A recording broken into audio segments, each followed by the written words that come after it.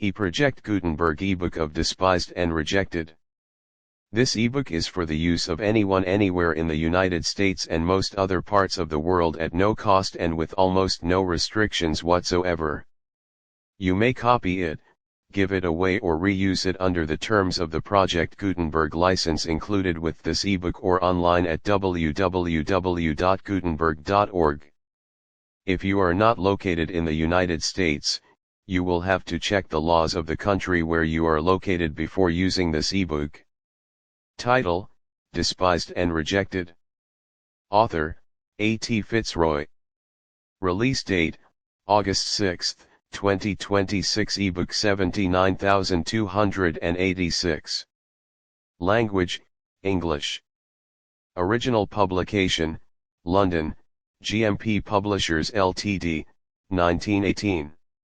Other information and formats: www.gutenberg.org. Ebook 79286. Credits: Adam Bookbinder, Jens Sadowski, and the online distributed proofreading team at https://www.pgdp.net. Start of the Project Gutenberg ebook Despised and Rejected. Despised and Rejected. By A.T. Fitzroy. London, C.W. Daniel, Ltd. Graham House, Tudor Street, E.C.4. To You. Who Made Me Understand. Part I. Chapter I. What I like about these small places, remarked Mrs. Blackwood as she seated herself at one of the tea tables in the lounge of the Amberhurst Private Hotel, is that everybody gets to know everybody else quite informally, and that is such a blessing for the young people. Do you really think so? Queried Hester Cawthorne. It amused her to draw the older woman out. Mrs. Blackwood herself did not interest Hester at all, but Mrs. Blackwood as a type, the well-to-do, conventional, provincial type, interested her very much indeed. She could picture Mrs. Blackwood, queening it in her home surroundings, the chatty little country town of Eastwold, near enough to London to allow Mr. Blackwood to travel up and down every day, and far enough removed from the metropolis to form a world to itself, a small and very gregarious world, no doubt, in which everybody certainly knew all about everybody else's business, and minded it in preference to their own. Hester was not gregarious. In the dining room, she sat alone at her small table, politely but firmly declining the manageress's good-natured offer to find some company for her. Hester preferred her own company, both during meals, and on her long walks into the surrounding country. When all the hotel visitors, grouped according to their affinities, were seated upon the lawn, Hester would sit alone, reading, or armed with a masculine-looking walking stick, and the brim of her felt hat turned down to shade her thin somber face, would stalk off in the direction of the hills that formed a humped barrier upon the skyline. At the end of a fortnight's stay, Mrs. Blackwood, who, true to the traditions of Eastwold, had discovered the leading features of interest in the lives of everyone else in the hotel, was still no wiser about Hester. She smiled now in answer to her question. "Why, yes, of course it's a blessing. I think the company one is in makes all the difference to one's enjoyment of a holiday. We always take ours in June, as Mr. Blackwood's partner has to have his in August." Mrs. Blackwood was as eager to impart information concerning herself and her family, as she was to elicit it from others. "Are you making a long stay, Miss Cawthorne?" "Possibly, I don't know." Hester spoke with perfect courtesy, though her tone implied that she was quite decided as to her future plans, but wished to discourage inquiries regarding them. "You've only been here a short while." "Comparatively speaking." Mrs. Blackwood abandoned the attack for the moment, and continued, "The children love it here, and even Ottilie seems to be enjoying herself, though of course it's rather difficult for her." "Is that the little German girl who is staying with you?" "Yes. It's an exchange, you see." Herr Baumgartner is a business connection of my husband's, and Ottilie has been with us for nearly 6 months, learning English. Next year, Doreen is to go back with her to Heidelberg to study German. She's a dear child, but her English isn't very grand yet, though I'm glad to say that Mr. Griggs has given her a part in the theatricals in spite of it. He must be a very indulgent stage manager. Oh, he's charming, I assure you. At home at Eastwold, he's the life and soul of the place, just as he is here. He always tries to join us, even if it's only for a week, when we're on our summer holiday. At this juncture, the swing doors leading into the recreation room were flung open, and the life and soul of Eastwold, wearing velvet knee breeches and a tricolor waistcoat, burst into the lounge. Mrs. Blackwood, Miss Cawthorne, what do you think has happened? Miss Wright has suddenly been called away, and now there's no one to play the incidental music for us tonight. I wonder if either of you two ladies tentatively. Mr. Griggs glanced at Hester, of whom he was very much in awe. She shook her head, and Mrs. Blackwood replied, "Oh, you know I'm no good at the piano, Mr. Griggs. Dennis has monopolized all the musical talent there is in our family, and I'm afraid he won't be here till too late. Can't you get on without the music?" "Why, the music's half the battle," wailed Griggs, whose neat little mustache, neat little features, pince nez, and hair growing rather thin on top, accorded strangely with his dashing costume. "It lends atmosphere dignity. We can't have Marie Antoinette guillotined without a soft musical accompaniment. It makes all the difference, you know." "Most unfortunate, isn't it?" Mrs. Blackwood invited Hester's commiseration. "Of course Doreen strums the piano a little, but she's in the play. I do wonder if Dennis—" "You can bet your boots that Dennis won't." A 12-year-old schoolboy suddenly thrust his head through the swing doors, and anyway if he did, he'd play moldy sort of stuff. "He always does." "Oh, Reggie," his mother reproved him, "you mustn't speak like that about your brother's music. You don't understand it, that's all." "Well, it is moldy," insisted the boy, "there's no tune in it, however hard you listen for one." Mrs. Blackwood privately endorsed the statement, but for the sake of discipline she resumed, "You're a very rude little boy. And what are you doing with that air gun? Haven't I told you not to use it in the house?" "I've got to have it. I'm the mob in the French Revolution, you know," he added for Hester's edification. "Oh, darling," exclaimed Mrs. Blackwood, "I thought you were to be the little Dauphin." Reggie shook his head in silence. "Aren't you going to be the Dauphin?" his mother persisted. "I thought it would be such a nice part for you." "It was a moldy part, so I chucked it." "Yes, but who's going to play it, if you're not?" "Doreen. She's got to be both." The Queen's children rolled into one. "I wasn't going to have Miss Fane blubbering all over me. Much more sport to be the mob, and stick her head up on a pike. We haven't got a pike, so the air gun's got to do." Griggs shook his finger archly. "Well, Master Reggie, shall we tell them the truth about your defalcation? Good word that, you didn't mind being the Dauphin, as long as Miss de Courcy was playing Marie Antoinette, did you?" Reggie grew pink about the ears and muttered, "She's a sport, and anyway she chucked the Queen's part, because she wanted to be Charlotte Corday, and have the bathroom bit." "SSH, remonstrated Griggs, "you mustn't talk so much, or you'll spoil the effect of our performance tonight." "I don't know what we shall do about the music, though.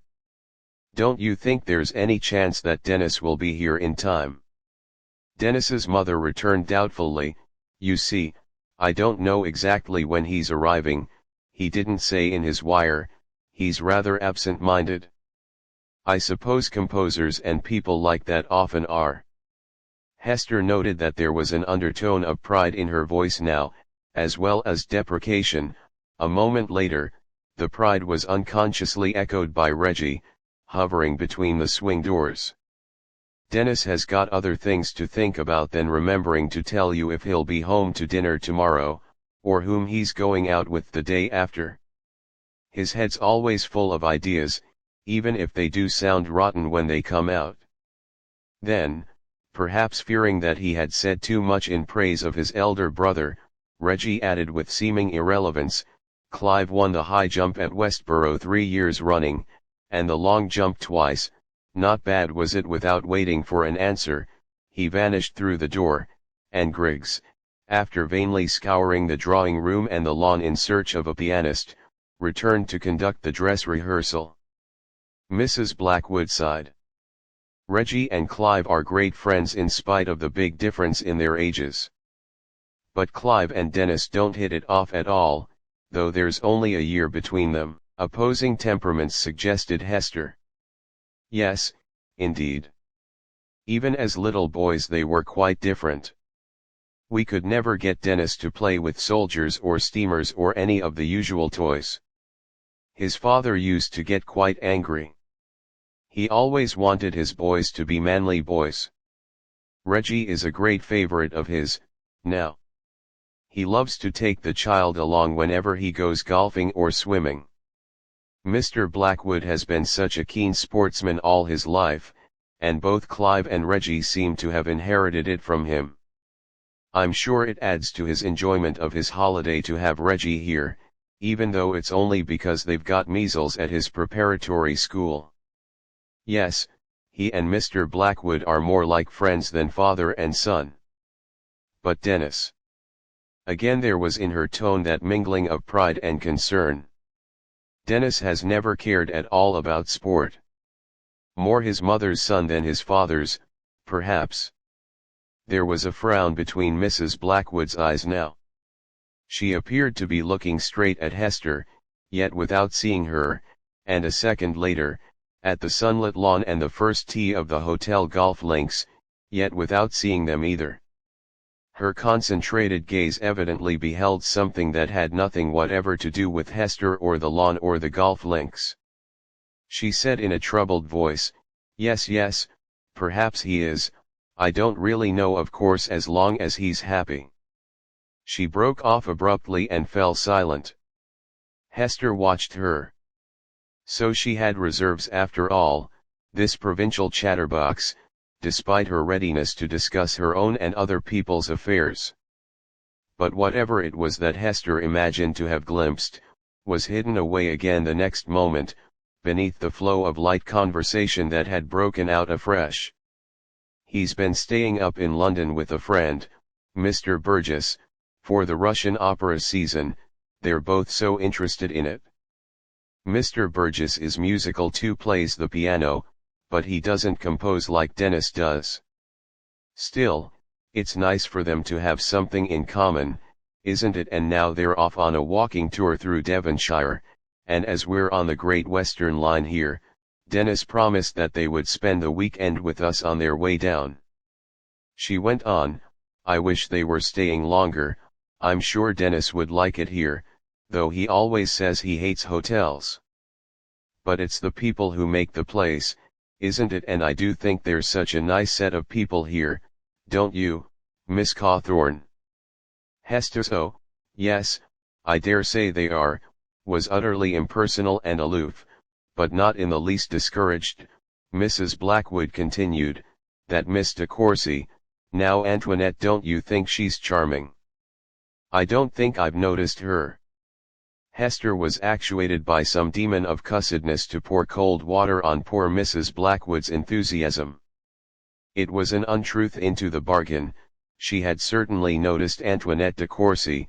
One could not very well help noticing the most vivid and striking personality in the whole hotel.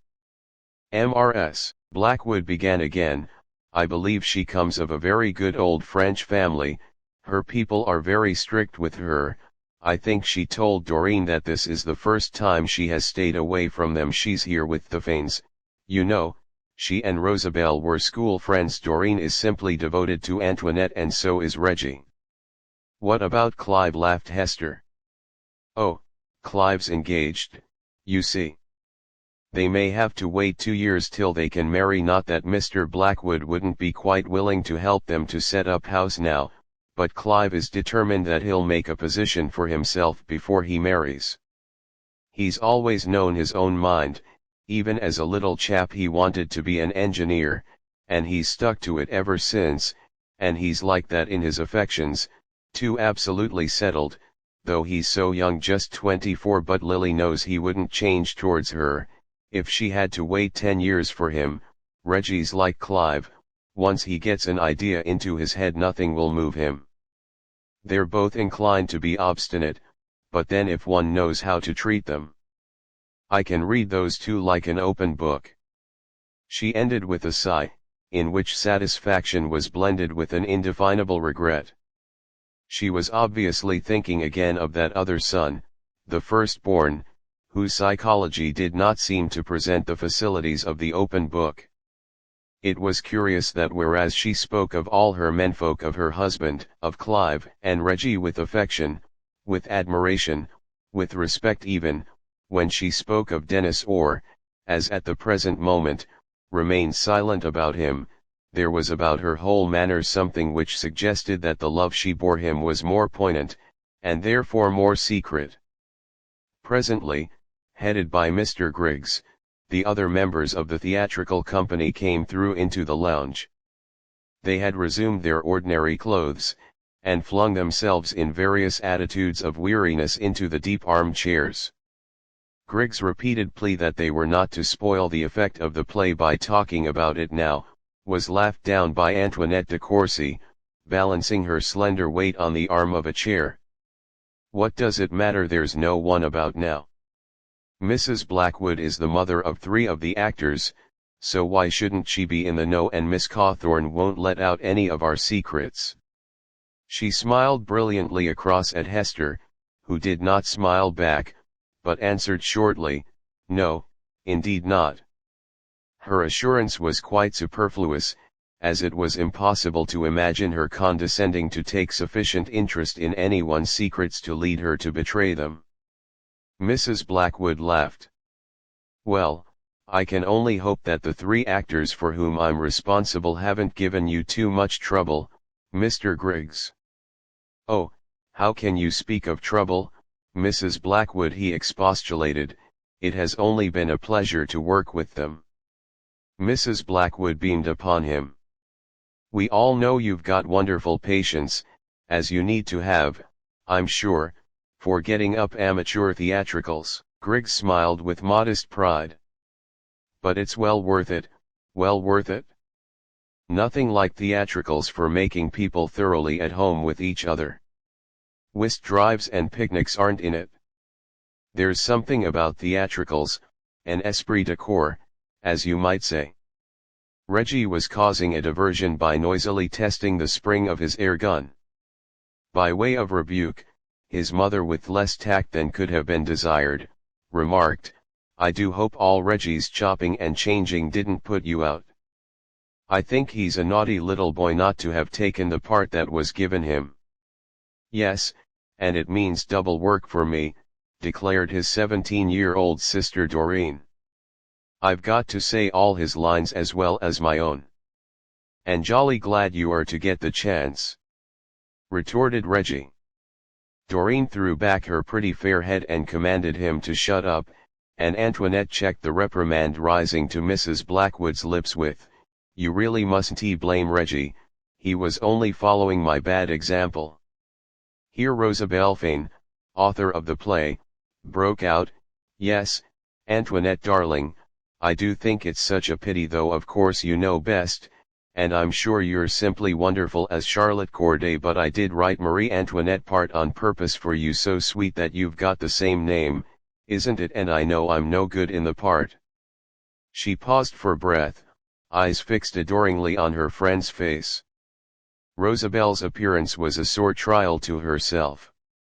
She yearned to be tall and willowy and languorous, imperious of manner, and regal of bearing, instead of which she had an angular little figure, a pointed chin, and eyes which, despite the wistfulness of their expression, were somehow reminiscent of a robin's. She was ready to lavish great floods of adoration on her friends or on characters in history or fiction. At present the said adoration was equally divided between Antoinette de Courcy and the unhappy queen. Antoinette laughed now. "You make an excellent queen, Rosabelle, and the Charlotte Corday part was really too tempting." "It's quite unhistorical," remarked Clive Blackwood in a bored voice. He was bored with the theatricals altogether, had only consented to play a part, because he did not want to make himself conspicuous by refusing, and because if you were staying in a place like this, it behoved you, more or less, to do as the others did.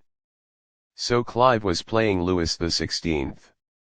With a wooden stolidity and lack of conviction partly responsible for Antoinette's change of role. "Yes, it is gorgeously unhistorical," she agreed with Clive. "Rosabelle wasn't even certain if it was Danton or Marat whom I had to murder in the bath, but Audeley managed to enlighten us, didn't you, Audeley?" Audeley, whose tartan blouse, fair basket plaits wound round her head, and sentimental blue eyes proclaimed her unmistakably a member of the fatherland, exclaimed Eugène Blick, and removed her fingers from her ears. She had stuffed them in to shut out sound, while she earnestly pondered over the lines of her part. "Audeley, you ought to know your words by now," protested Doreen. "Och, I shall never know them."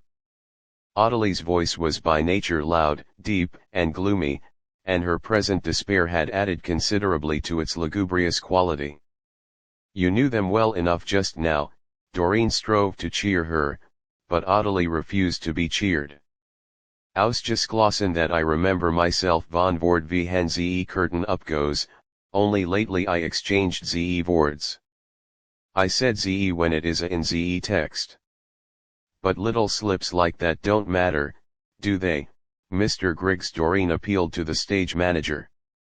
Of course not," he responded genially, "as long as you give us an impression of the character, we'll be lenient about the words.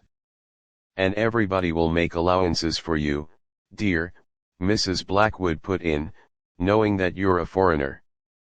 I am Madame Roland, governess of ze children of ze Queen, and for my officing of ze character, how do you say officing in English, Doreen?"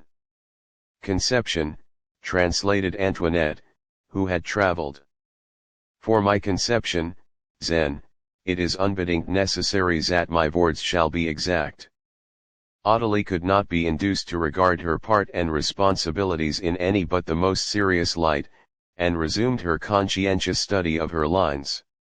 To Audeley, brought up on her native Schiller and Goethe and Kleist, there was something almost sacred about the production of a historical drama, and she was grieved at the lack of seriousness with which the others approached it. Ever since she could remember, she had longed to play one of Schiller's heroines, Maria Stuart, or Joan of Arc, bidding farewell to her mountains. Let Wall, ihr Berge, ihr Gelitten Triften, or most of all Elizabeth in Don Carlos.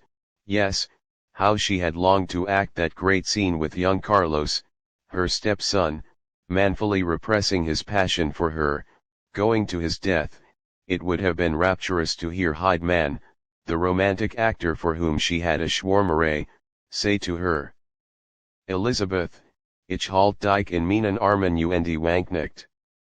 But instead of all these imaginary glories, Audeley was only playing a French governess with a German accent in an English play, a play in which historical facts had been shamelessly juggled with, and no one even cared if she did say the when it should be a.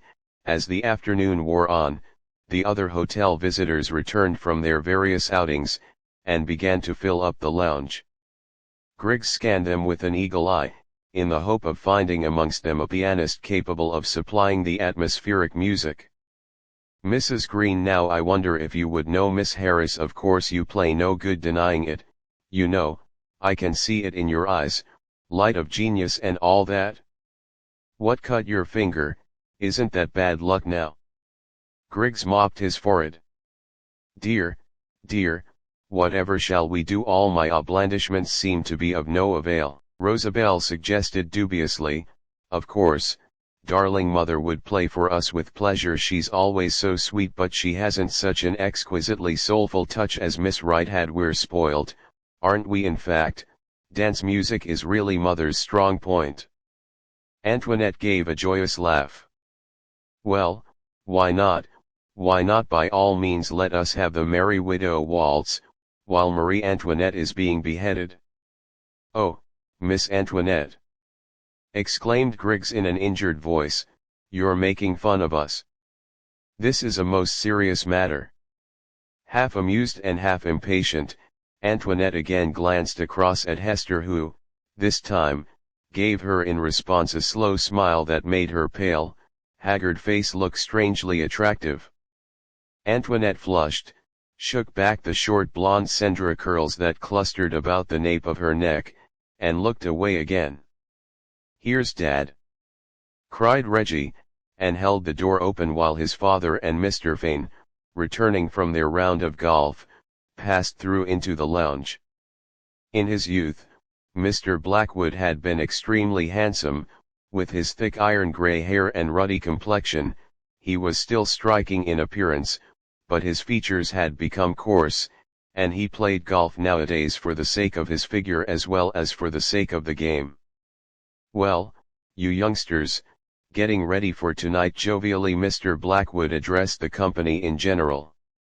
No one's offered me a part, of course, but if any of you had been out on the links this afternoon, you'd have seen a performance that would have rivaled your show, I can tell you. He paused, then continued impressively, I did the 11th hole in 3-1 drive clean over the lake, 1 iron shot onto the green, and 1 putt. What do you say to that, my son? Pretty good, said Reggie, glowing with pleasure, despite the studied indifference of his tones. I don't think much of the way they've cleaned your clubs, Dad. Here, let me. He seized the bag, and retiring towards one of the windows, extracted the mashie and began vigorously polishing it with emery paper. That boy of mine's all right, you know. Mr. Blackwood was nearly bursting with paternal pride. Then, having slapped Clive on the back, and pulled Doreen's plate, he turned to his wife. Dennis not here yet? When's he coming? Mrs. Blackwood became apologetic. I don't quite know, he didn't say definitely. I expect he'll be here by dinner time, though. The least he can do, commented her husband in a manner suddenly devoid of joviality. I've no doubt he'll contrive to be late, and put everybody out as usual, inconsiderate young beggar. A painful flush mounted to Mrs. Blackwood's cheeks, and Antoinette wished that she were not witnessing this little scene. He doesn't mean to be inconsiderate, Daddy dear, said Dennis's mother gently, it's just that he doesn't think. Too much else to think about, with his theater going and his operas and whatnot. Well, if he misses the fun tonight, he'll only have himself to blame. Mr. Blackwood's joviality was quite restored. I wouldn't miss it for a mint o' money, I know when I'm in for a good thing. He glanced approvingly at Antoinette, and she felt by instinct that had he been better acquainted with her, he would have winked, or dug her in the ribs. He was that sort of elderly gentleman. Reggie, from the window, suddenly cried, here they are. And let the golf club slide to the ground. Oh, is it really? Doreen rushed towards the door. Antoinette reflected that the eldest son had indeed timed his entrance effectively, and she wondered if Hester also was aware of the dramatic possibilities of the situation. Antoinette herself was always keenly aware of dramatic possibilities, in fact she lived for the apprehension of them, and for the coping with them. As the door swung open to admit Dennis Blackwood and Crispin Burgess, Mrs. Blackwood made as if to rise from her chair, and then thought better of it. Her eyes, very bright in her flushed face, were fixed upon her son's tall figure. Hello, mother. He came straight across the lounge to her and kissed her. The next minute, Doreen was affectionately hanging round his neck, and Mr. Griggs was exclaiming in transports of delight, "Splendid fellows to have come in time. And now they're here, let's rope 'em in, rope 'em both in, everybody's got to do something, nothing like all working together, rope 'em in, I say." Dennis laughed in good-humored bewilderment, and put his arm round his little sister's shoulders, but his companion, a lanky, sallow-faced youth of a gloomy and taciturn disposition, stammered, "N-noise, what's all the N-noise about?" He always managed to enunciate the first consonant of a word, and then had to blow hard through his front teeth, after which the remainder of the word followed with comparative ease. Doubtless this impediment in his speech accounted both for its infrequency and its terseness. Griggs, rubbing his hands together, was still surrounding the newcomers with ecstatic paeans. "What's all the noise about? Indeed, we'll soon show you. Everybody's going to help in our little entertainment tonight. Oh, yes, you, Mr. Burgess," shaking a finger at the bemused Crispin, "are going to play the piano for us, aha." Griggs gave a triumphant chuckle, and with arms folded, stood back to view the effects of his speech. After a prolonged interval for blowing, Crispin announced, "I don't dream of it," and looked reproachfully at Dennis, who only laughed, and turned to exchange solemn greetings with Reggie, still ostentatiously polishing the golf clubs. Rosabelle burst out, "Oh, Mr. Burgess, won't you? We've heard so much about your playing, and what we want you to do is quite easy, really." "Oh, dear, that sounds like an insult, doesn't it? But I didn't mean it like that. Of course I know you can play difficult things, but what I meant to say was that you needn't bother to play difficult ones for us. Just any sort of accompaniment will do, as long as there's feeling in it, Puccini, or anything of that kind." There were sounds from Crispin that might have proceeded from one in the last stages of suffocation. He was nearly purple before he managed to get out, "P. Puccini, I hate P. Puccini, he's obvious cheap sugar and water grrr." Crispin shook himself, "No one like B. Bach or B. Beethoven." Ottilie brightened at the mention of the two familiar names. "Zrze biggest componistes that ze world has." The flexible Rosabelle hastened to agree, "Yes, Beethoven is simply lovely, isn't he? Well, you play just whatever you feel in the mood for, Mr. Burgess." Mr. Burgess shook his head. "I'm not going to play," then he added gloomily to Dennis, "if I'd known it was going to be like this, wouldn't have come." And in an attitude of profound dejection, sat down upon his suitcase. "Oh, be a sport, sir, be a sport. How can you refuse anything to such a fair petitioner?" Griggs strove to goad Crispin's amour-propre. But Crispin remained entirely unmoved. "Well, then, we shall have to ask our celebrated composer here to oblige us.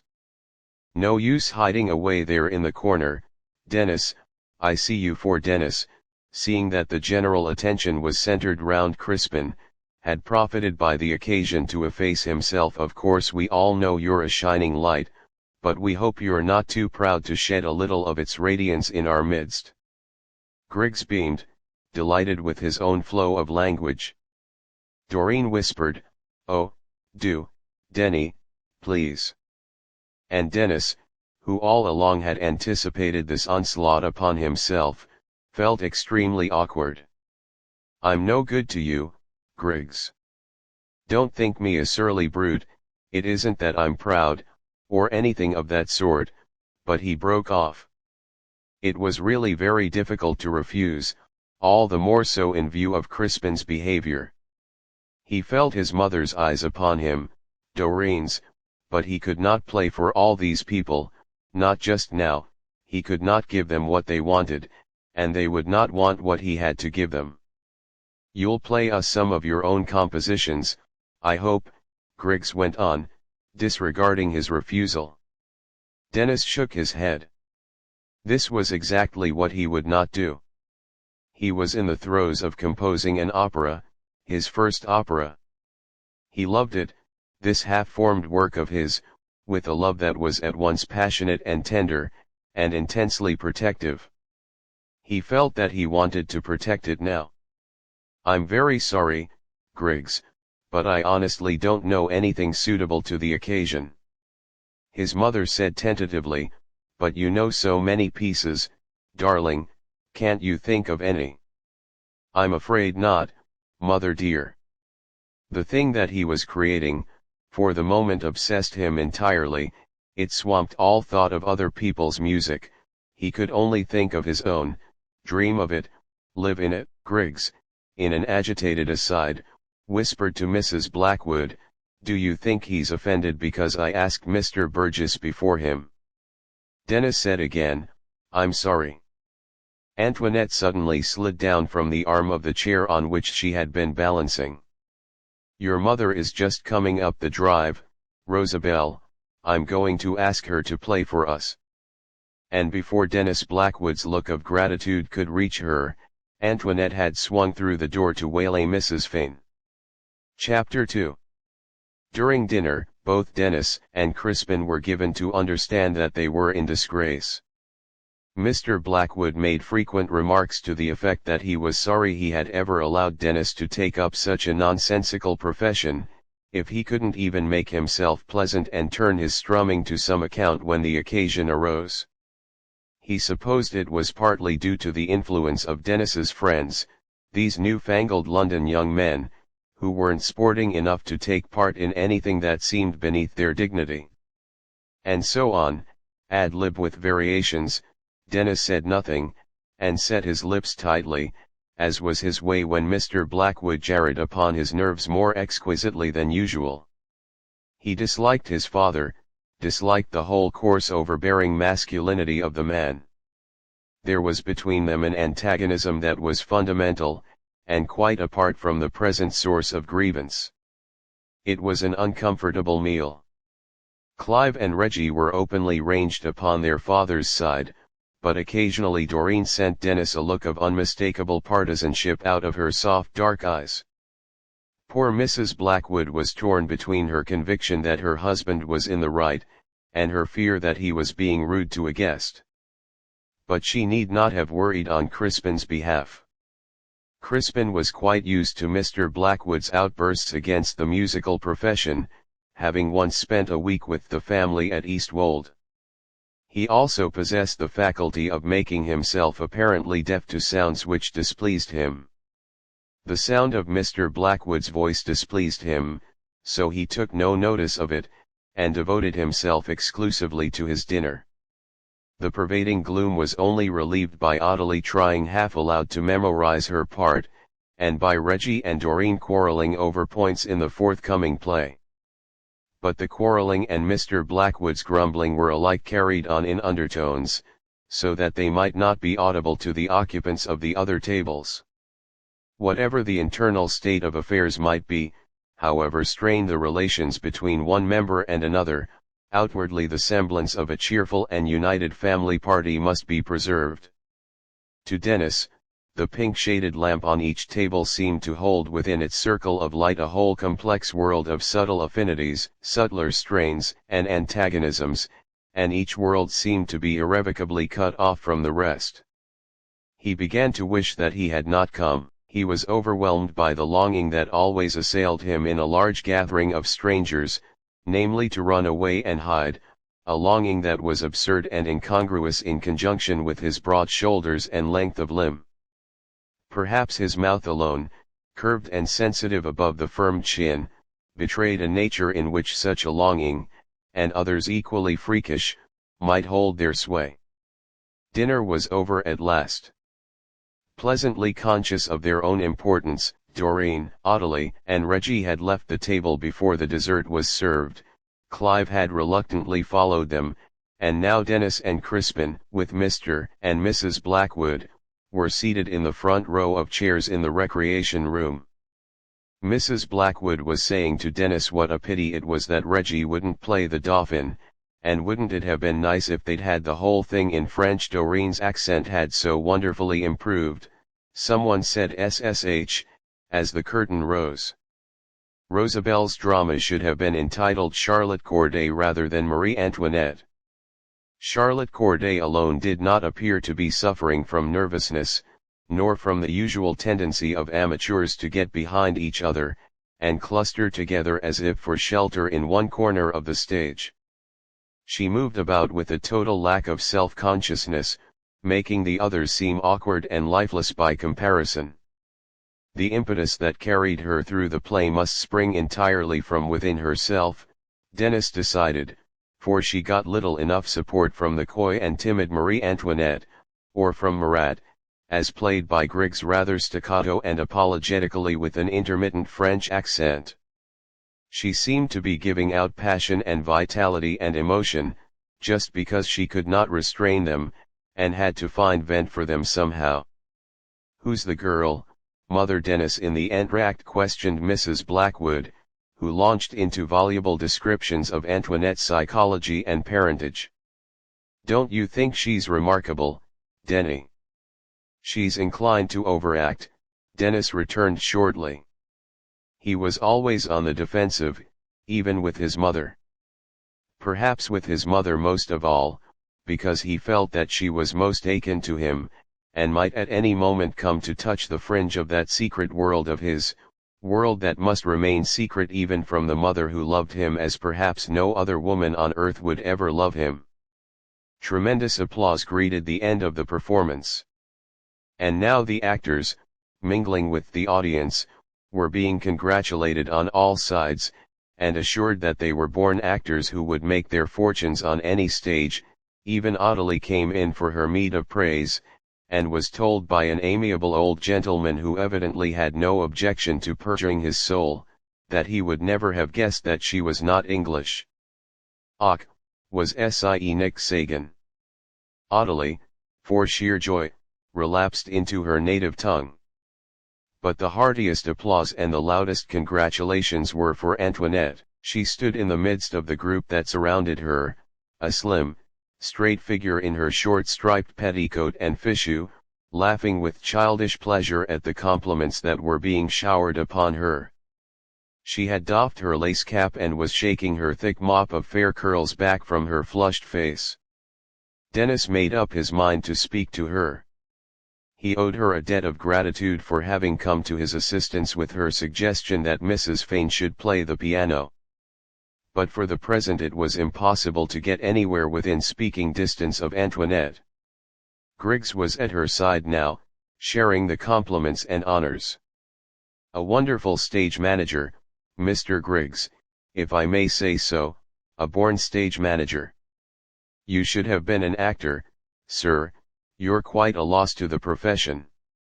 Griggs laid his hand upon his tricolour waistcoat, and smilingly assured the audience in general that they were too kind, that he was nothing but a humble amateur, an amateur with just a little talent. Perhaps, yes, sometimes he certainly did feel that he had missed his vocation. Still, even stockbrokers had their uses, he supposed, and to Antoinette, "You and I must have a special glass of lemonade together, Miss Antoinette, just to show there's no ill feeling, after I been murdered by you. Every day for the past week, and very enjoyable too, very enjoyable indeed." This was greeted with shouts of laughter, but Dennis saw that Antoinette's smile was abstracted, and that her eyes were restlessly searching the crowded room. Then, quite suddenly, he saw the light go from them, and her whole figure relax its air of tense vitality, as if the motive power that had kept her strung up, had ceased to operate. Simultaneously he noticed that the dark woman with the sullen face and ungracious manner had sauntered out of the room. But a minute later, Antoinette had quite recovered herself. Someone suggested that they should end the evening with a dance, and already she was helping Reggie and another small boy to push the chairs back against the walls. Mrs. Fane briskly made for the piano, but Crispin was there before her. Now that everyone had forgotten about Crispin and his talent, and no one had the least desire to listen to heavy music, he sat down and played a Bach fugue right through. And when he had finished it, he played another and another, and he played very, very wonderfully, but what was the use of Bach fugues to young people longing to waltz and one step oblivious of any such longing? Crispin played on, and out of deference to the great artistic value of his performance, no one dared suggest that he should terminate it. Perhaps if we leave him alone, he'll stop, sighed Reggie. So one by one the visitors trooped out of the recreation room, trusting that the absence of an audience might bring Crispin to his senses. It did not. Crispin merely grunted with relief, and played on. Of course I knew this would happen, Dennis remarked to Antoinette in the lounge. It's a physical impossibility to keep Crispin and a piano apart for any length of time. She laughed, grey eyes sparkling under a thick fringe of black lashes. And you, she said, you evidently do not mind being kept apart from your piano. On the contrary, I want to be kept from it tonight. I should like to say that I'm very grateful to you.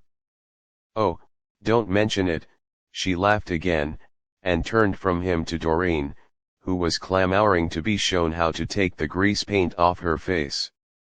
I don't really want to get it off, because it's so awfully thrilling to have it on, but I suppose I can't come down to breakfast like this. The flapper cried excitedly. Antoinette went upstairs with her. Meanwhile a solitary figure crept back into the empty recreation room, sat motionless with hands clasped and lips parted oddly, rapturously listening to Bach and Beethoven and Brahms, reveling in the sentimental ecstasy of Heimweh with which the music filled her. This was as it should be. At last in this frivolous and superficial England, she had found one who understood the deep solid works of her countrymen. Inspired by her presence, and by her sympathy, no doubt, he played on and on. When, eventually, he paused to light a cigarette, she addressed him in her careful English, I thank you. A sketch of Russian literature in the 19th century. Were we to compare English literature to the starred heavens with their galaxies and their permanent constellations of varying magnitudes, Russian literature would represent itself to us as the darkling sky which is now illumined by the refracted glamour of the aurora borealis, now by the elusive flashes of shooting meteors, and now again by the steadier brilliancy of some errant comet, by the side of which stars seem pale and insignificant.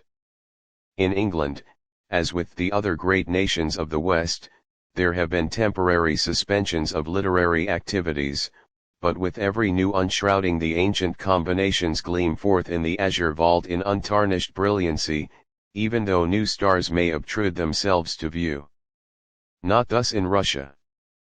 After every short period of celestial fireworks the heavens are suddenly merged into palpable darkness, to dazzle us once more with an entirely new display of unwonted splendor. Such, at least, is the aspect Russian literature bears in the 19th century. Though Pushkin's poetry was naturally the crowning glory of the incipient reign of Nicholas I, it bears but a faint resemblance to the lachrymose verses of Karamzin, or to the elegant imitations and patriotic ebullitions of Zhukovsky of the previous 2 decades, and yet Karamzin lived till Pushkin reached man's estate, while Zhukovsky was still active after his death. Pushkin and his contemporaries are classed separately from Lermontov, for though but 15 years lie between their births and only 4 between their deaths. No new division is made for poetry since the days of Lermontov, though in the light of Nekrasov's realism, who began writing in 1848, the poets of pure art, Maykov, Polonsky, Tyutchev, F.E.T., all of them born long before Pushkin's demise, were reviled by the democratic critics and suffered more or less complete oblivion after the 50s. Still more pathetic is the fate of Vyazemsky who, reared in the school of Karamzin, had the misfortune of surviving to a vigorous old age. He bitterly felt the living literary death to which he was doomed for more than a quarter of a century. the vicissitudes of prose have been even more varied. Karamzin had barely established the new style of writing, based on French and English writers, still struggling with the reactionary tendency of Shishkov, whose antiquated style is prominent in Griboyedov's comedy, when a whole school of romanticists, beginning with Bestuhev, Marlinsky and Lajheknikov, and ending with Pushkin and Lermontov, evolved, under the influence of Walter Scott, the Russian novel. It is a far cry from Karamzin's Liza to Pushkin's Captain's Daughter and to Lermontov's Hero of Our Time, yet, within less than a decade after the latter had charmed the public, Gogol's Dead Souls completely obliterated the fame of all its predecessors, and Bielinsky's dictum in regard to the natural school at once set the pace for an entirely new set of writers, the novelists of the 40s. Turgenev, Goncharov, Tolstoy, Dostoevsky, Pysomsky, were trained in that school and wrote their first productions in the lifetime of Gogol. Yet after the memorial year 1848 a reaction set in literature as well as in affairs, and the 50s, except for rare flashes of genius from Turgenev and Tolstoy, were one barren waste. Of Gogol's example and Bielinsky's injunctions hardly a trace was left. Then, during the reign of Alexander II, the atmosphere was again cleared, and the 60s produced that wonderful series of writings for which Russia is mainly known abroad. And yet, in 1862, Turgenev proved by his fathers and sons that he was no longer in touch with Russian reality, and a few years later, after Tolstoy had written his War and Peace and Anna Karenina, began Tolstoy's rapid departure from all reality. In the meantime the critics, from the master Bielinsky down, through Dobrolyubov, Pisarev and Chernyshevsky, reached the ne plus ultra of negation, and with them rose a new set of authors, who returned to the lowest elements of society for their themes, to the peasants. Grigorovich, Pomyalovsky, Uspensky, and a whole host of minor writers, many of them riotous in the absence of style, produced a vast amount of literature. Dostoevsky, reveling in excruciating psychological analyses, wrote his best work, Crime and Punishment, in 1865. No wonder, then, that after such a concentrated creative period there should follow a decade of impotence, in which the only relief was afforded by the older writers, who occasionally lighted up the darkness with their phosphorescence. Then, since the 80s, there has been a November shower of novelists, Korolenko, Potapenko, Chekhov, Babarykin, and many, many more, and but lately a new comet has loomed up in the horizon in the person of Maxim Gorky. The periods of distinct literary ideals are so short, their activities so varied, that one feels tempted to treat the 19th century by decades, or, to avoid embarrassing results from a purely mechanical arrangement, to survey each field of belles lettres, poetry, drama, prose, in its evolution from Karamzin to the present. Neither method, however, is free from serious objections, and it will be found more convenient to regard the literary movement under each reign, especially since the Decembrist revolt at the end of the rule of Alexander I, the Crimean War under Nicholas I, and the death of Alexander II, mark real epochs in the intellectual movements of Russia. Each reign, in its turn, is by some historical event divisible into two parts, the first of which coincides with aspirations and vigorous activities in literature, the second with relaxation and indifference. Such events were the year 1812 and, in a higher measure, the year 1848. 6. It would, however, be incorrect to identify the various periods with the political changes of the empire. Though, naturally, a new impetus may be given at the beginning of a new reign, or a great national calamity may rouse the dormant literary powers of the people, yet the accessions to the throne of the successive rulers, and their policies, do not sufficiently account for the shortness of each separate period and their apparently abrupt cessations, just as, On the other hand, the political changes themselves are frequently only the reflex of the antecedent literary movement with the pronounced public opinion which is based upon it.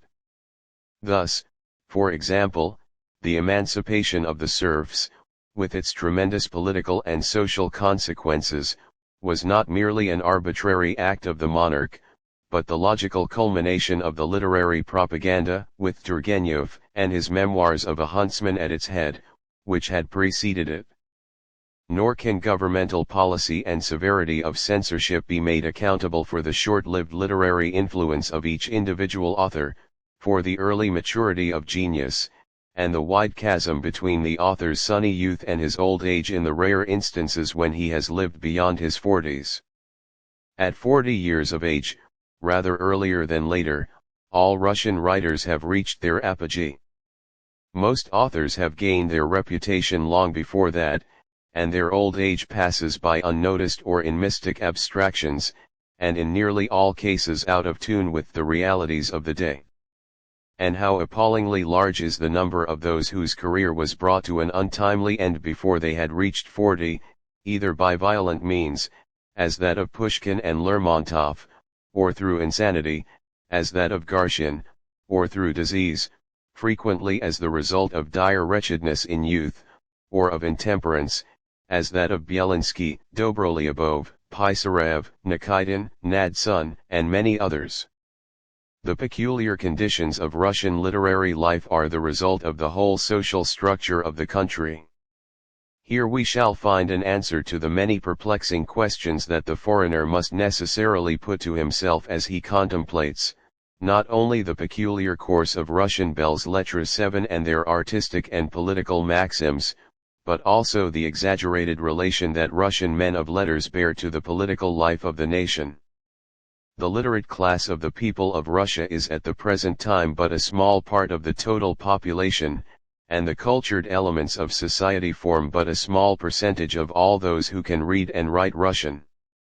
The conditions were, naturally, much more unfavorable for education in the beginning of the 19th century. The Western civilization which had spread over Russia since the days of Peter the Great had not penetrated deep, it had not touched the core of things, had not changed much in the semi-barbaric home life of the gentry and even of the higher nobility. Below these classes it was practically non-existent. A desire for learning there was, and the fathers who wished to have their children benefited by the blessings of an education had either to fall back on foreign tutors, or to send them to the schools maintained at Moscow and St. Petersburg. The Lyceum at Tsarskoye Selo was the chief seminary of learning for the sons of the nobility.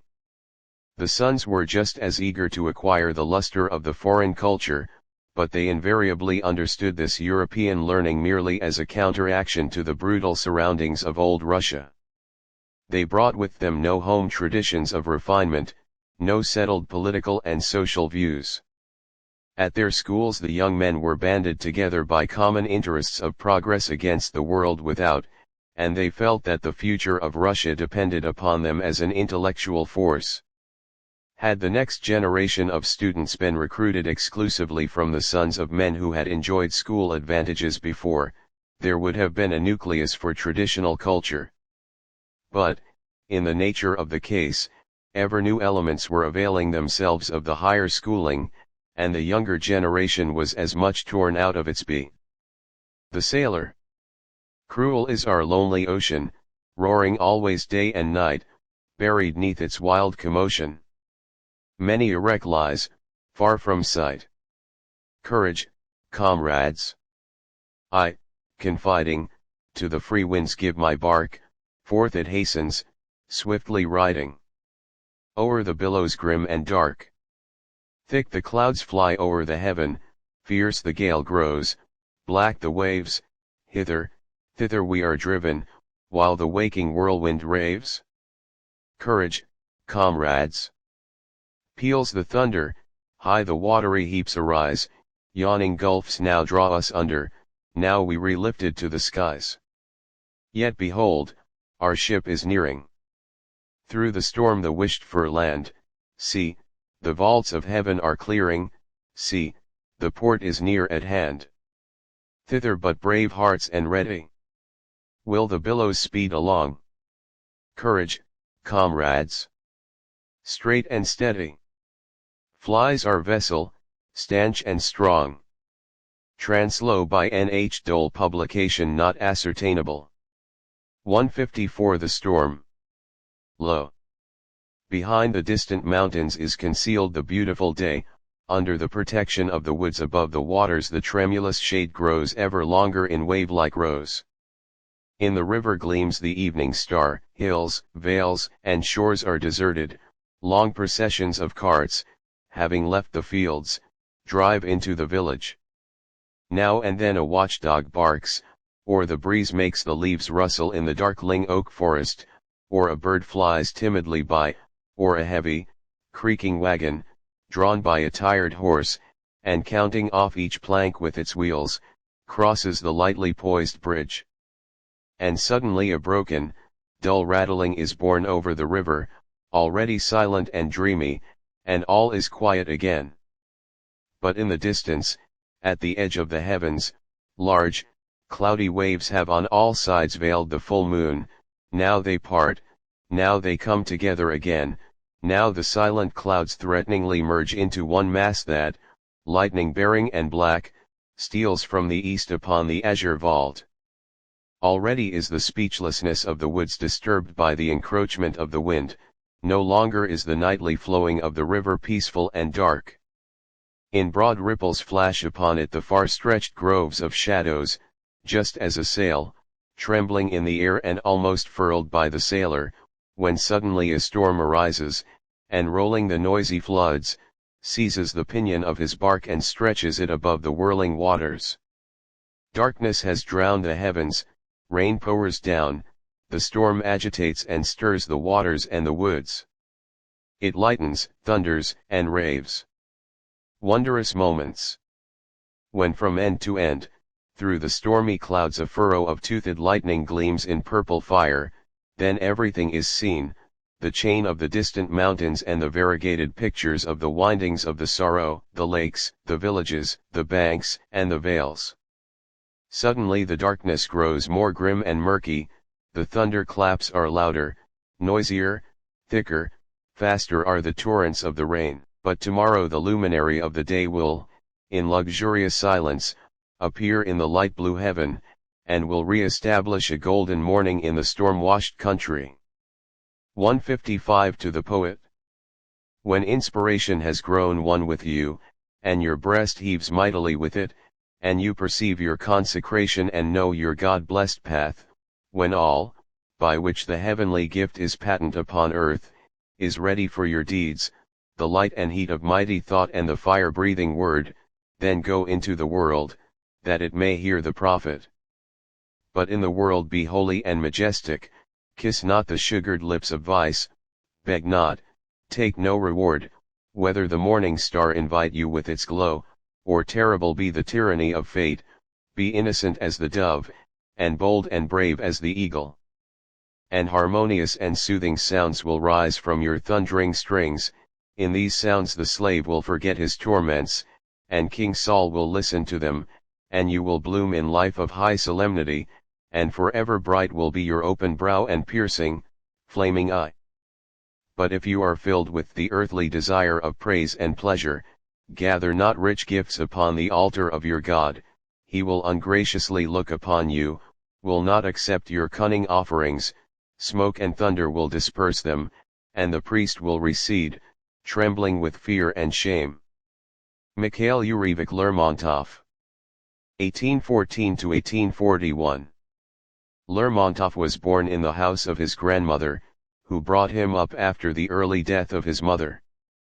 Up to his 10th year he was educated at home, in the country, studying several modern languages and Greek. In 1826 he was taken to Moscow and placed in the boarding school for young noblemen, which was connected with the university. He here distinguished himself as a student, but was much ridiculed by his mates on account of his awkward manner and unattractive exterior.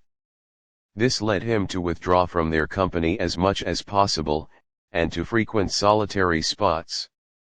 He read a great deal, but his favorite author was Byron, whose life he set up as an example for himself to follow.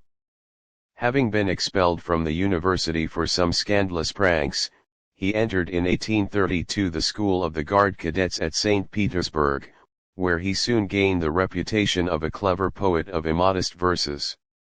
After graduation he passed his life in a whirl of society pleasures at St. Petersburg and at 156 Tsarskoye Selo. Pushkin's death, in 1837, roused Lermontov from his inactivity. The poem, On the Death of the Poet, which he then wrote, and which was spread over Russia in a large number of manuscript copies, caused a sensation in higher society, and he was banished for it to the Caucasus, but was soon returned to the army. Lermontov was at that time little known to the public at large, though his poem Borodino had just appeared, as he kept himself aloof from the literary coteries. He first attracted universal attention by his ballad of the Tsar Ivan Vasilievich, after which followed a long series of his famous poems.